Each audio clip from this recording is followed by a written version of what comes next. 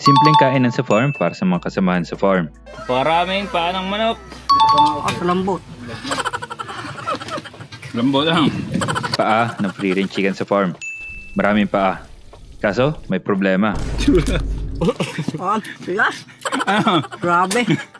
Pero okay lang yan. Di man perfect, lakas pa rin at sustansya ang naibigay. Andito pa rin tayo sa farm at magluluto tayo. Busy na busy sa mga projects dito. Kasi naman, napakalapit na ng timetable natin sa camping site. Tingin nyo mga Call of Duty, aabot kaya tayo sa timeline natin before Holy Week? We'll try our best pa rin syempre. Anyway, magsaay muna tayo bago mag-start ng luto ng ulam. Dito sa ating very functional na lababo/kitchen. I mean, all-in-one na to eh. Kubo, natambayan, work area, tulugan, lutuan, hugasan. Si Jay nag-prepare ng buko juice. Ay namin yan. For sure, masarap ang buko kapag galing dito sa farm. Pure buko juice yan. Sa menu natin ngayon ay ang chicken feet. Napakaraming chicken feet. Nakalagay lang kasi ito sa freezer. Kung hindi ako nagkakamali, ito ay 3 kilo na paa ng manok. Napakarami niyan. Gusto ko sana puro kaliwa. Kaso wala daw eh. Hindi, joke lang. Paaya ng mga manok ko. Medyo matagal na sa freezer kaya naman kailangan na maluto para naman hindi masayang. Another satisfying dish ulit dahil nga mga alaga natin ito. Ito ay simple man na pagkain pero napakataas di umano ng collagen nito kaya maganda sa kutis. Tingnan nyo at pagkatapos namin kumain dito, kumikinang ang kutis namin. Si Jay ang nagbalat ng sibuyas at bawang. Ipapakaltong lang natin ito.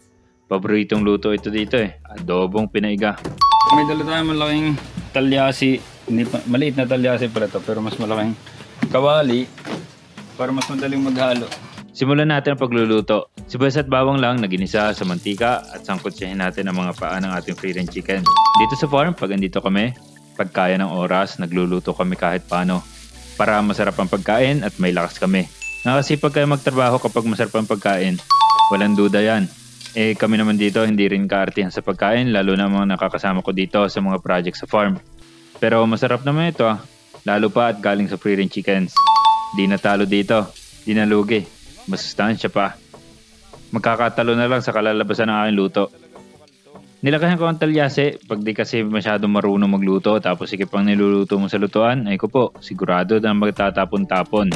Sayang naman ang matatapon at hassle din. Sinangkutsa ko lang na sinangkutsa para talagang kaltong siya igang-iga.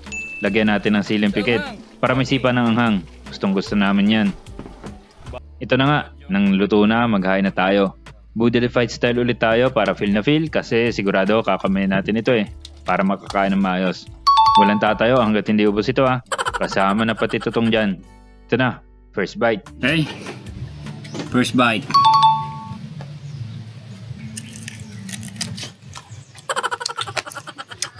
Sarap naman.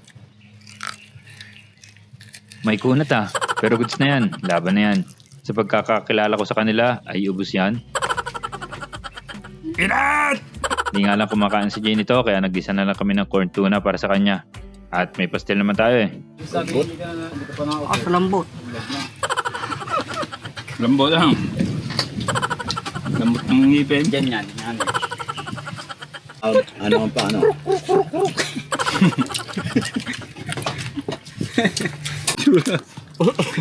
Tigas. Grabe. Madala ang ngipin mo dyan sa... Tigas talaga. No. Ayos. Kanya-kanya na reklamo na matigas pero tuloy-tuloy naman ang kain. Sige na, laban na. Tuloy na, fight na. Nga, partner pa natin ng chicken pastil. Yung ulam natin. Iba-iba. Malambot.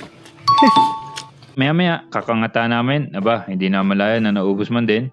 Pwede na. Ubus yan. May lakas na uli mamaya. Tutulog na. Ayun! Napasobra na ito.